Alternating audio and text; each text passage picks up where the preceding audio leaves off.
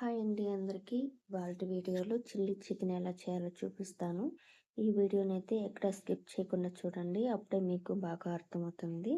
ఇది చాలా టేస్టీగా చాలా బాగుంటుంది.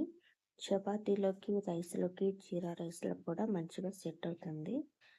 ఒక మిక్సీ జార్ తీసుకొని మీ కారానికి సరిపడంత పచ్చిమిరపకాయలు వేసుకోవాలి.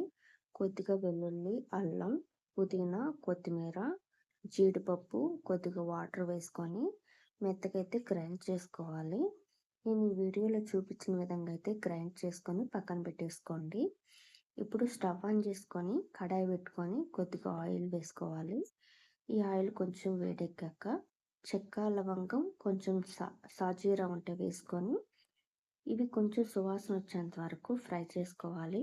అలాగే ఒక 2 ఆనియన్స్ సన్నగా కట్ చేసుకొని వేసుకొని ఒక 2 పచ్చిమిరపకాయలు, కొద్దిగా కరివేపాకు కూడా వేసుకొని ఈ ఆనియన్ ఫుల్గా కలర్ చేంజ్ అయ్యేంత వరకు ఫ్రై చేసుకోవాలి.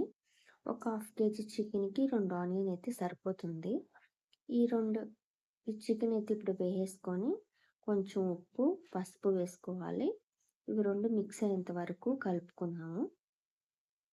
ఇలా ఒకసారి బాగా కలిపేసుకొని మూత పెట్టేసి ఒక 5-6 నిమిషాల పాటు బాగా ఉడకనివ్వాలి.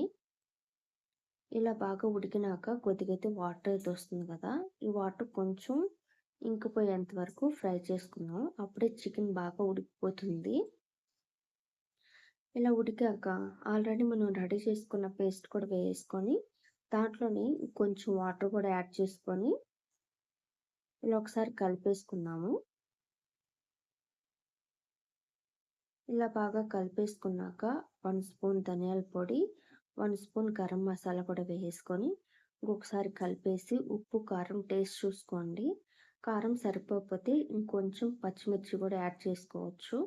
ఇలా మూత పెట్టి బాగా కూర చిక్కబడేంత వరకు ఉడికించుకోవాలి. ఇలా చిక్కబడేంత వరకు ఉడికిపోయాక ఒకసారి అయితే టేస్ట్ చేయండి, ఎలా వచ్చిందో తెలుస్తుంది. లేదు ఇంకొంచెం టేస్ట్ పెరగాలి అనుకుంటే సపరేట్గా ఒక కడాయి పెట్టుకొని కొద్దిగా బటర్ వేసుకొని కొద్దిగా ఆనియన్, ఒక 4-5 పచ్చిమిరపకాయలు, కొద్దిగా కరివేపాకు వేసుకొని ఇవి కొంచెం ఫ్రై చేసుకోవాలి. ఇక్కడ మీరు కొద్దిగా నెయ్యి యాడ్ చేసుకోవాలంటే యాడ్ చేసుకోండి, లేదంటే బటరే సరిపోతుంది. ఇలా కాస్త ఫ్రై అయిపోయాక ఆ కర్రీలోకి వేసుకొని కలిపేసుకుంటే క్రీమీగా చాలా టేస్టీగా చాలా బాగుంటుంది.